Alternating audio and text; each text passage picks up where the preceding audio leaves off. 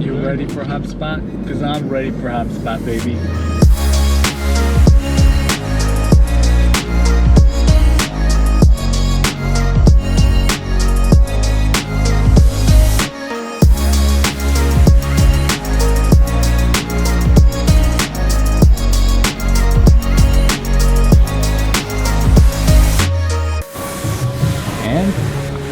And do. All right, so let me ask you a question. All right. Okay. What's one thing that you see every business owner making? Well, the majority of them that you've come across, you know, in their marketing. What mistake do they continually make? You kind of like, man, same thing again. Sure. I think one of the biggest things that they come across is not being open to changing things. That's a good one. Testing is really critical when it comes to marketing. Doesn't matter if you're doing a paid campaign, a content strategy, a social campaign, you really have to be willing to test. A lot of clients say, well, no, we know our customer, they only like this, they don't go online, or they don't go to, Instagram, or they don't do this, they don't like that, they want to have the pricing up front. Being open. And have all these already defined things about what their customers are going to do or not going to do. And they're not willing to open things up, such as changing an offer. It's like, can we have an offer? It's like, oh no, we can't do discounts. Oh no, we can't offer anything except a quote. There's a lot of things that you have to be willing and open to actually test. I think that's the biggest challenge that a lot of business owners do. That's crazy though, because all of marketing is testing. It is. It's all about testing and finding that right channel, the right message, the right creative, and putting that together. And letting the data tell the story as opposed to you dictating what right. what works. Obviously, yes, there's industry standards about things that work better. There's things that you can recommend in terms of creatives and targeting and so on. But ultimately, you should have to be willing to test. I agree. So let's talk about an example. Perhaps they started to test. So what happened, right? Yeah, so a lot of times, just making minor tweaks really makes a difference. For example, just think about the offer. So you might, customers a lot of times go, well, we really don't have an offer. We just have, you have to request a quote.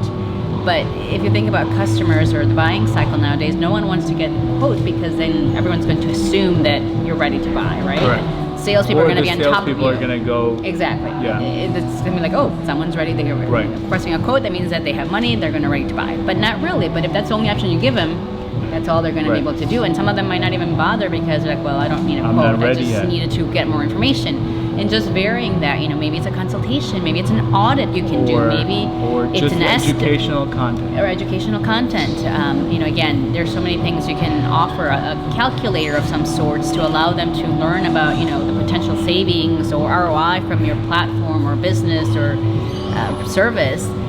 There's so many things that you can do outside of just the traditional, request a quote.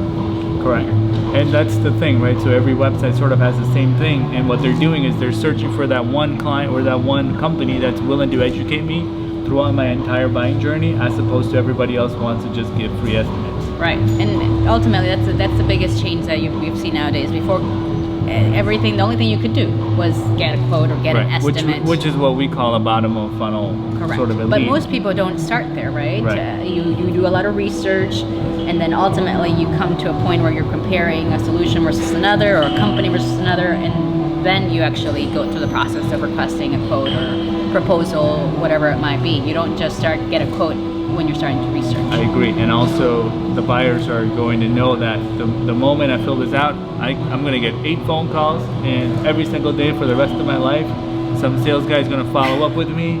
That's why they're afraid. Exactly. But another biggest challenge I think that companies have is that they're so focused on those bottom of funnel leads that they only think about, oh, well, this guy says, he doesn't have the budget right now, so forget you, goodbye, never see you again. How do you know? You can't forget about those people because maybe he is the right company type, maybe he would be a great fit for your product or service, but the funds haven't come in yet. Maybe that he needs a marketing budget to be allocated towards your service or your platform. So don't just discard a lead immediately because, oh, well, they're not ready to buy today, or, they have some particular challenges. So that's where that, really focusing on the whole buyer's journey and educating, nurturing, and then waiting until they're ready to purchase is really important. I agree. And again, I think it goes down to that sales process of not really having a defined sales process. When the particular lead is not maybe qualified right now, it doesn't mean that you can just discard them completely, because you work really hard to get that lead, that contact information. You have to do whatever kind of marketing that you've done to get there. And oftentimes they get neglected, whereas other companies are nurturing those same exact leads a year from now, and they become, it could be a different person that is going to be in that role that makes the purchase, but you've already done a lot of work in getting them ready to make the purchase. So that's where working, sales and marketing working together is really important, because marketing may be really focused on getting more and more leads, filling up the funnel. That's great, but then sales takes it over and they're like, oh well, out of your 100 leads, only 2 were any good, but they didn't actually ask many questions about the rest of them. Now those are gone. Those could be going back into marketing, nurturing.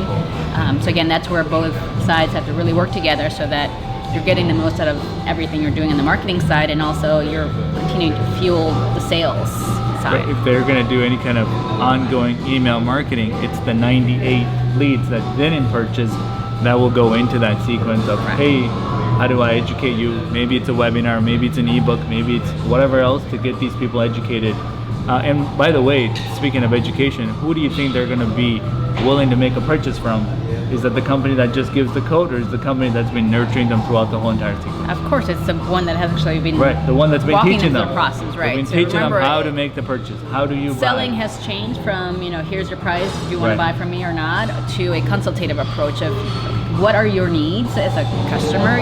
How can we help you overcome those challenges that you have. So if you do that during the sales and marketing process, you're most likely going to win that customer over somebody just saying, here's our pricing, you have the budget or not. Or let us know when you'd like to make your decision. Correct. And then they never follow up with you until you're ready as a customer. Yep, absolutely.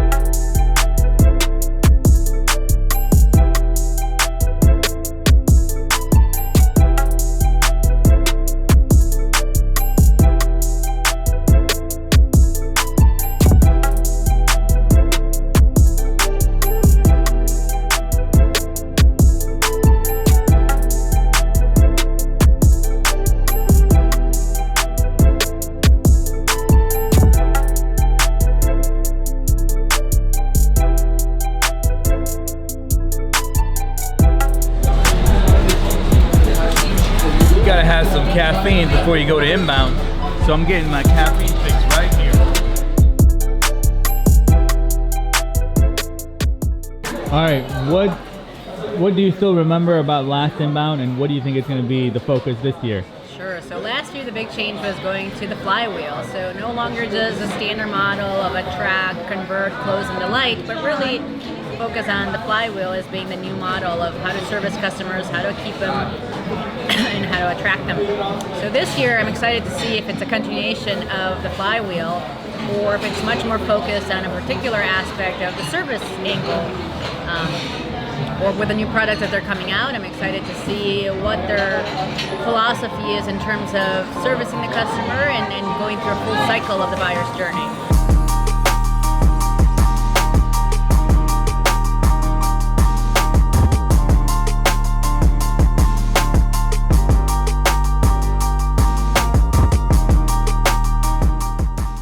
So Maria, let me ask you a question. Sure. A lot of people have this doubt.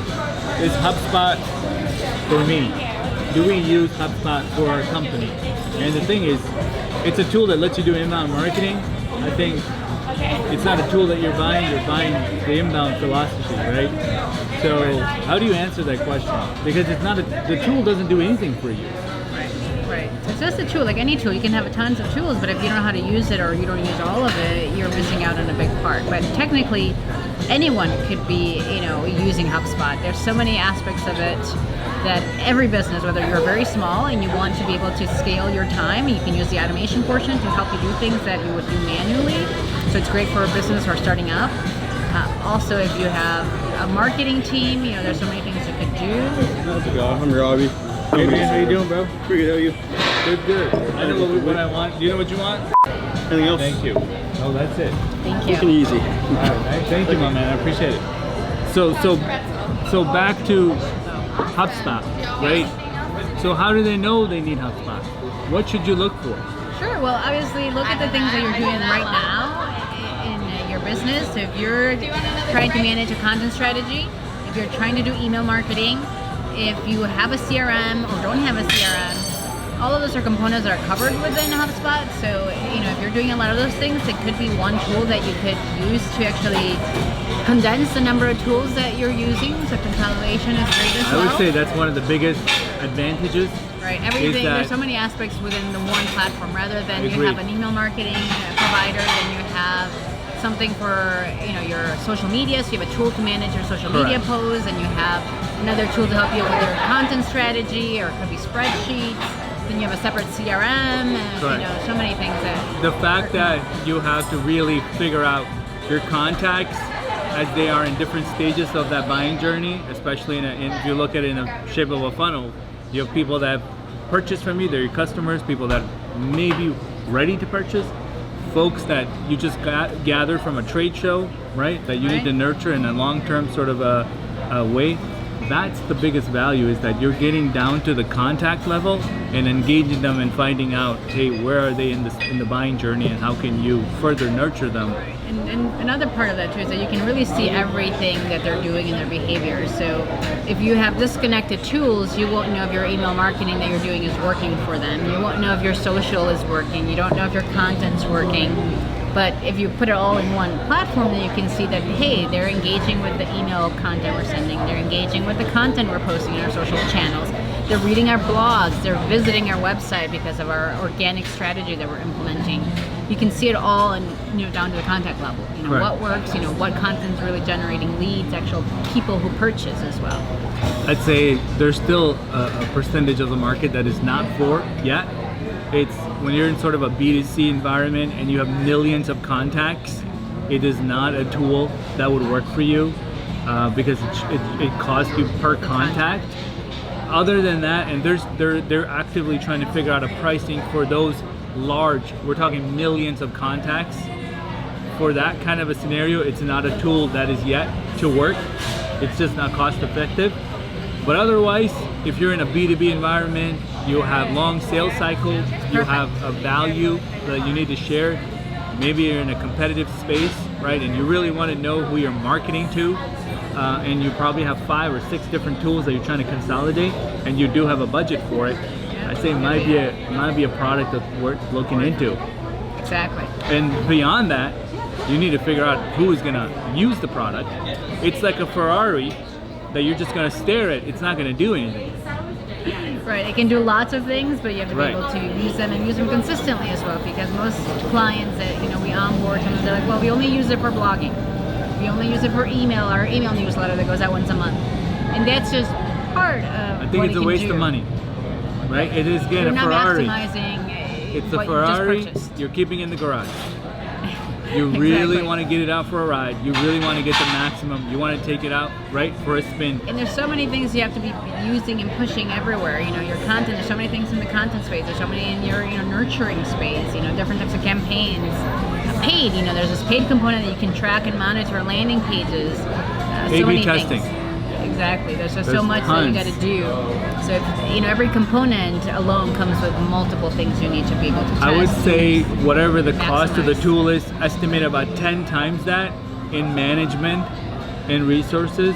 Right? If the tool costs you $1,000, put a $10,000 program for actually using it, then you're going to get what it's worth. Exactly, because ultimately too, if you have somebody who is inexperienced at using the tool, you're really not going to, you're just going to be scratching the surface of what it can do, and ultimately for marketing, it's not going to do much for you. Absolutely.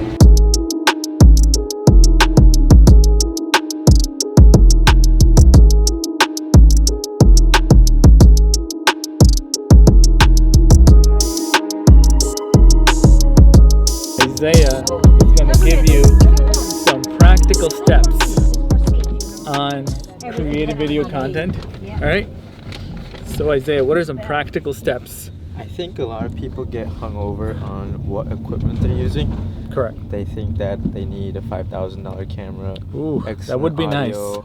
That would be nice. Bunch of camera angles, but honestly, to 2 get started, tripods. yeah, to get started, all you need is your phone. That's right. Whip and it you should out. learn how to do it with your phone and see if you can actually produce it consistently before you buy the cheapest camera. Yeah, The because world can give you. excellent equipment is not going to make excellent content. If you can make excellent content That's on a your great phone, point. That's a great point. Yeah. Let's talk about what is great content, in your opinion. So, right? great content is something that people, once they watch, they feel like they learn something from it, or Got that it. they feel like they want to share it with somebody. That's right. If Something they, that's useful in their everyday, right? Like they can use it. They could use the information. It's so valuable. They learn something, right? Gotcha. But if they click away within 30 seconds and they never want to visit your channel again, then you're making something wrong. But at the end of the day, though, it's if you can cover the grounds, consistently create content, you will get, right? You will get a decent amount of people that are looking for those kinds of things. Yeah, the biggest thing is if you start making videos, you can't stop. You have to be consistent. Correct. That's with every kind of marketing, though. Exactly. It's not just videos. Yeah. Right? So then what are some practical steps? What one word of advice? What tool? Figure out a niche that you want to talk about in your videos. Do it creatively in a style that is unique to you. Okay. You don't want to be a copycat. Okay. And then finally, just make sure that you stick to a schedule and then you post consistently. If you post once in a while, your followers are not going to know when to expect your next video. Whereas if you're posting every Monday, Wednesday, Friday, they know to go check out your channel every Monday, Wednesday, Friday. And I think that you don't have to worry about the room that it's in. Nope. I mean, you watch YouTube, you'll see all kinds of stuff, right? It could be in a car like we're doing right now. Yeah. It could be in a car. It doesn't matter. And then down Anybody the line, can do that. Yeah, down the line you could worry about super expensive equipment, nice studios, but Like 8K camera. 10K. Right, exactly. A red camera. You can go all out at that time. Right. Once you have a following, once you've actually figured out your rhythm, once you have a cadence, right? Once you have a following, once you have an audience, once you have engagement, that's when you really go and say, you know what, it's working. And then by then, the equipment should be paid off. Exactly. So anything else you can give them? Start with your phone. Yeah. The And biggest thing is second that. thing is consistency. Yep. Anything else? And then just be creative with it. Try not to copy someone. Now that's really interesting because, like I said, I think what first and foremost is creativity, right? Yeah. Because you can go and see all kinds of content out there. People are creative. They're coming up with anything and everything. And we finally have the ability to be creative because cameras are cheap. Most people have a 4K camera in their hand. They don't even know they have it. Yep. Right? So it's all about thinking about what's the story you want to tell. What is it that you see? How do you see this world differently? Right? How do you help somebody out? And you're born with some innate qualities and skills the world hasn't seen yet, and you really got to get that out there. Yeah, showcase it. And the best way to do that is through video. I agree. Cool.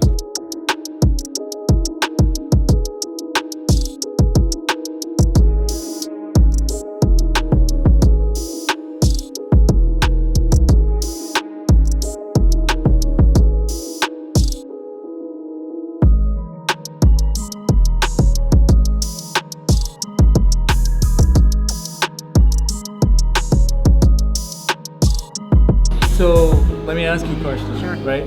How do you go all in on inbound? People talk about it and they're not quite sure what it means, right? It's so many things that you need to do to make leads come to you as opposed to you having to cold call and do any kind of outbound campaigns. You want inbound. That's the best leads are the ones that came looking for what you do.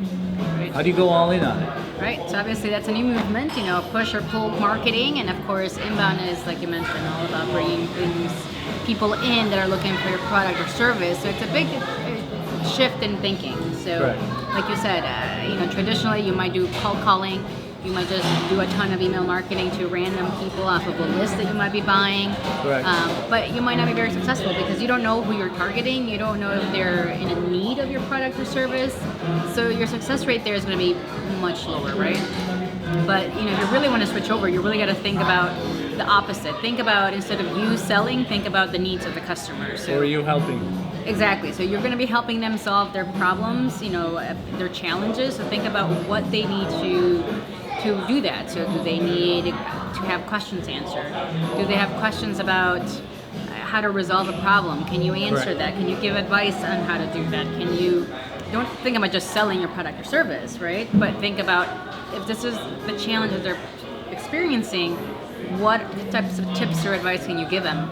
Right. And from there, you know, What are the same questions you hear over and over and over from similar prospects, and how do you put that in front of it so when they have that problem, they find you before your competitor? Exactly. Because remember, if they're asking you during the sales process, if you have a sales team that has like, oh, everyone wants to know if this, you know, is compatible, or if this is, you know, how does it compare to our competitors, blah, blah, blah.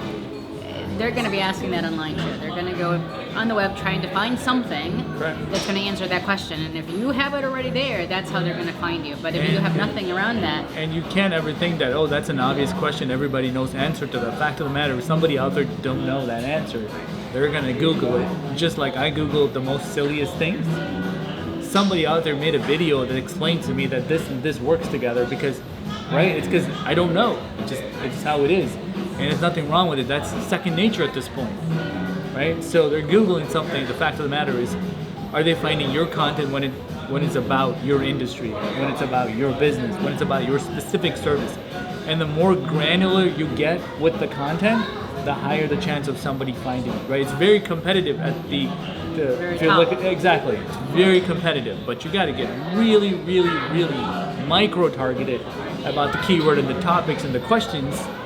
And don't ever worry that no one's going to see it. The fact of the matter is, The right people will see it. the right people see it. And the sooner you create that content, Google indexes it, the chances of you showing up is far greater because it's been around for a long time. What else can somebody do to go all in? Well, remember too, again, you're going to be walking somebody through the process of making a buying decision, right? So you don't just go out to a car dealership and say, I need a car today. It doesn't happen that way, right? So you do a lot of research, like, well, do I want this kind of car, that kind of car? Do I want a brand new car? Do I want to lease? Do I want to buy? Right. There's all these questions that they have to decide on before they even show up at a dealership. So you have to transfer all of that same process that goes on into the online experience. Can you do that for your service or product? So whatever questions come up before they come down to, do I want to buy your particular product or service, you have to be able to translate it and do online as well. Anything else? Again, think about the process that your buyers go through, mimic that online, And create the nurture right it. content. Right. Of course, and remember, you start with a high level search until you get down to very, very specific things such as reviews, Case studies, things like that, just like testimonial videos. exactly. Just like if you're looking for a restaurant, you don't just say, Italian restaurant. Okay, maybe that's how you start, but then you want in that neighborhood, then you want the one with the best reviews. I agree. That's the same path that anybody follows when they're trying to purchase something online. And also, like I said, like you mentioned, if you do a lot of stuff at the bottom of the funnel and ignore the top, you're creating the same kind of issue as creating a lot of top of funnel content and ignoring the bottom. Right. So you have to do the whole thing from top to bottom so that you get people at different levels of where they're at. So some might be at the very, very top of the research stage, just trying to figure out what they need.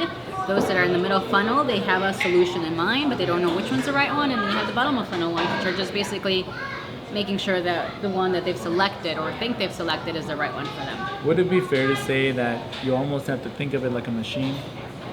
That it's always working, the top is working, doing its thing, that's what you expect people to do at that stage, and then you have similar things happening in the middle. Of course, you got to Right. have every part has to be functioning And in it's its own. almost automating it so that if somebody asks this question and they come up with this You have to walk them through the process correct, all the way to the you give bottom. them the next question that they might be stuck at, and when they consume that content, you almost have the next call to action ready to go to the next step. When they get to that, you ask them for the next thing, and it is only until you get to the bottom you say, hey, schedule a call. Right. Because you don't schedule a call at the first step. Correct. They don't even know if they need the car yet. Back to the car example. They don't even know if it's affordable. They don't even know Right. They if do this a lot is the of right research car. online. Right. So yeah, you have to go through the whole process and always make sure that you're evolving each of those portions On a of the regular funnel basis, because exactly. you can't say, well, these are the only questions people will ever have about our business or product because things change. Maybe there's a competitor out there that comes out there is doing something differently than you are. Correct. The process is changing. Maybe the technology is changing in your particular field. you have to be able to continuously update, your content and education process. And also, if you think you've done it for one industry, now you got to do the same exact thing for another industry, because the naming, what they call this Their service, lingo is different. is very different. Their application, the challenges, pain points are going to be different. Correct. And so if you think you have educational material on one industry, like checklists or ebooks or whatever, Make sure you have for all of them. You got to create that for every single one. That's kind of where it's never ending. I think that's really going down to all in, is when you have every single industry figured out, mapped out the process, created all the content, you've automated all the sequence, and then you start to redefine it and say, hey, that was our 1.0, let's make it better, create a 2.0 version of it, and updating it on a constant basis. You're never done. Right, and also too, remember about updating your content itself, because you might have only text content at that moment, right? But it could be that your audience also is consuming video content, so or audio content. Right, so don't think that just because, well, we have a blog post on this topic, we're good. You have to make sure that you capture your audience at different channels, because they might be using different channels to find information as well. That's how you go all in on inbound. And it is slow and steady that wins the Consistent. race. Correct. It is not overnight. You cannot even think about creating that much content. There's not enough hours in the day. It's really mapping it out and taking it one day at a time, taking a deep breath. I can do this, and going at it, and then that's, just keep biting chunks and chunks off of it. And sticking with it too, because you can't just say, well, it didn't work very well this way, Again, you have to We make tried sure. inbound. That Didn't work for us. We didn't get, leads or whatever. We're going back to trade shows. Exactly. So you have to make sure that you keep at it and you put all the framework in place. Because if you only have part of it, it's not going to work. Right.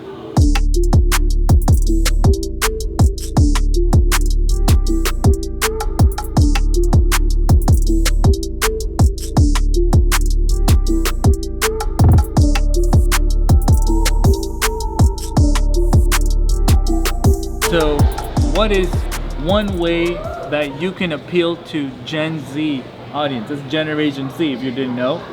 Which is mid-1990s. People that were born in the mid-1990s to early 2000s. Yeah. Where he happens to be in.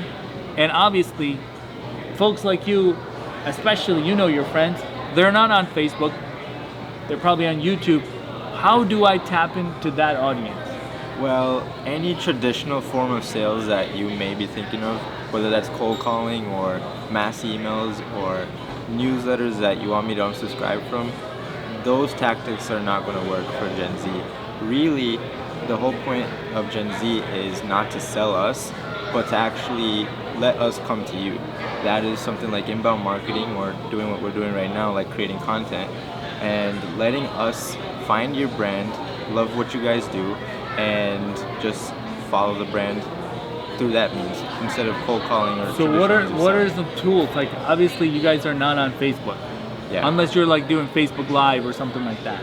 5 years ago, we would all be on Snapchat. Now we're all on Instagram. Now a big thing is TikTok. In the next year or two, it might be something else. But the big thing is just to be aware of what's the social media platform there is right now, and to just jump on it. Right, I get it. So, any other tips other than don't sell you guys? Obviously, we gotta sell you guys something. The whole world works on selling, if you didn't know, and you guys purchase things. So what's the best way? The best way I think is let us find you. The biggest thing. So creating content, for example. Creating content and then promoting it to the audience, right? Your age group, your demographic, and then let them double tap, let them click on it, let them come to you, let them subscribe if they really care about the brand. Right. But put your brand out there. Exactly. Right? And you guys will shell out. This guy can shell out his credit card and start buying things. Yeah. You're old enough to do it, but the fact of the matter is he doesn't want to be forced into it. Right. He wants to buy when he's ready. That's exactly it. Thank you, man. Are you for inbound? That's right. Mm-hmm. You too? Yeah, me too. Okay, I saw the quote marketer. Yes. On podcast. I'm glad. Do you have an agency or? Yeah, it's called OneIMS. What about you guys? We also have an agency in Belgium. Man, I gotta export my workout to you guys. I don't want I to do think all. Belgium is expensive. Really? Is it expensive? Yeah, it's expensive. Forget it. Just like the chocolate. Yeah.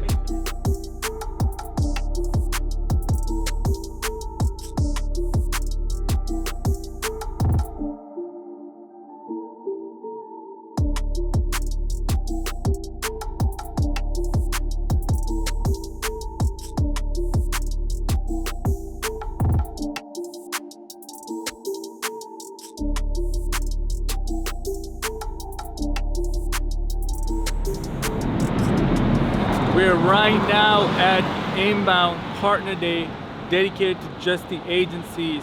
So as an inbound marketing partner of HubSpot, we're just learning more and more insights about what's going on in HubSpot for the partners. So how can I serve our clients better?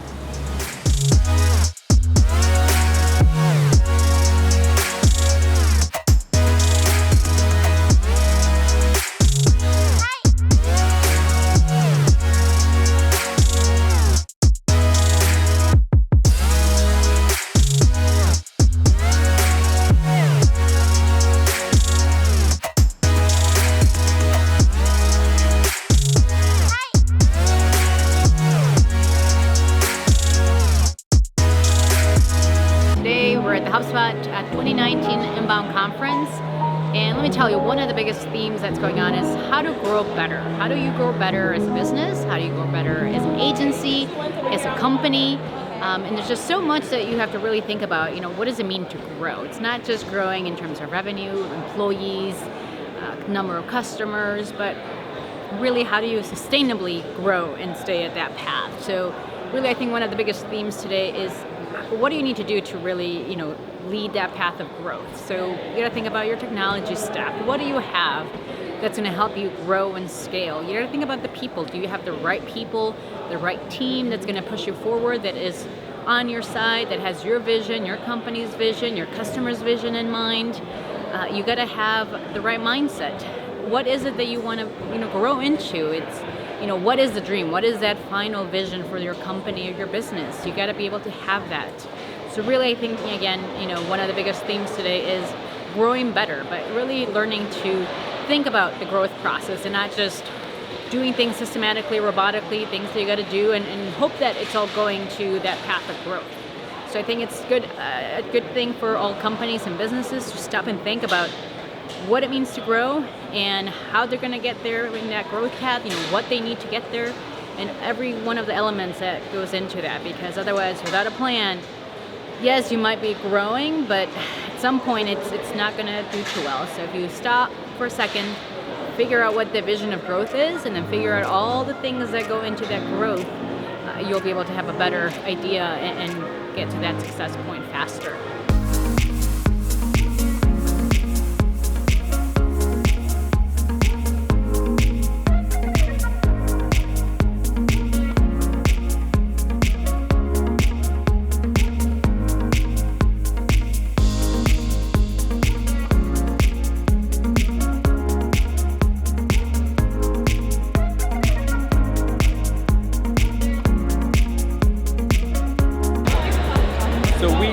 Inbound 19, as you can see, this is where the exhibitors are, the big sessions, and we're also attending all the different breakout sessions and checking out what all Inbound's got to offer this year, so stay tuned.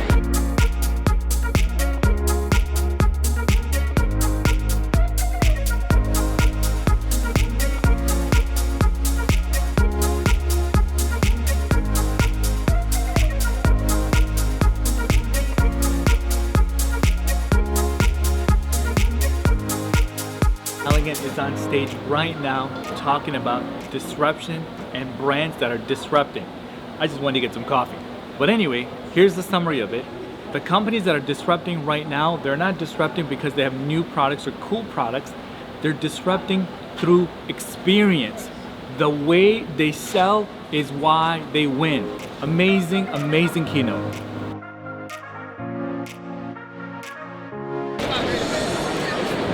Alright, take a look at all these exhibitors, okay? There's a million of them here. And guess what? When you go over there, they'll tell you about all their solutions, all the solutions. But what I tell you right now, what the guy said, Brad Smith on stage, is fall in love with your customers' problems. Don't worry about the solutions. They got plenty of solutions, but the bigger issue is, what is the problem the customers are facing and how are you going to fix that? Most of them will tell you more about the features and benefits of a platform I may or may not need. But my problem is what I'm here to solve, right? And we all have to be solving for challenges and problems of our customers, not sell a package, a software, a system, a contract, none of that stuff, but figure out what the problem we really need to solve, and that's what you ought to do.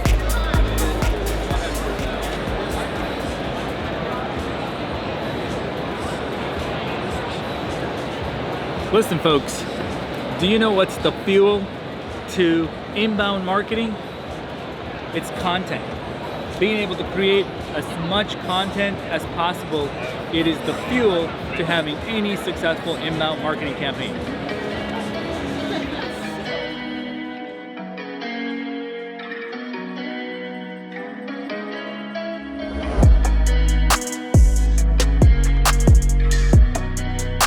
Today's marketing is all about personalization.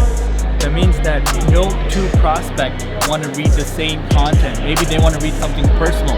Their emails have to be unique to their needs, right? They're going to be downloading different things. If you can figure out how to personalize every single contact in your funnel based on their persona, based on their needs and their use cases, you're going to be far more successful. Take a look at a platform like Spotify. It listens to what I like and tries to give me a playlist that best suits me. If you watch Netflix, a certain kind of movie, they'll tell you, here's what you should watch next. If you go to Amazon and you try to buy a bunch of baby products, what do you think they're going to send you emails about?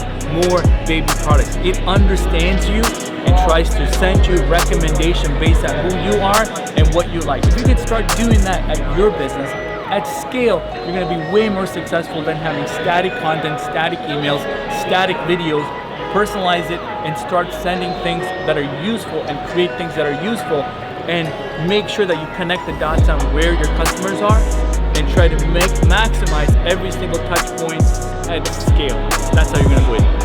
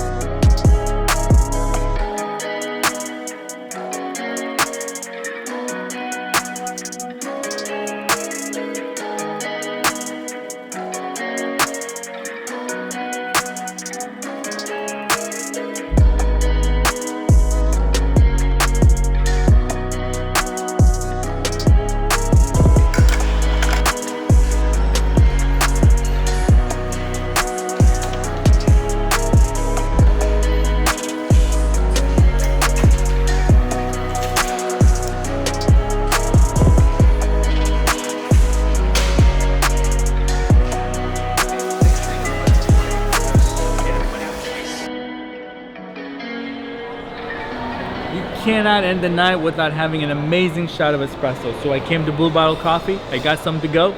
It's roasted in Brooklyn on September 3rd. You can't get fresher than that. That's how we're gonna end it tonight. I'll see you next time.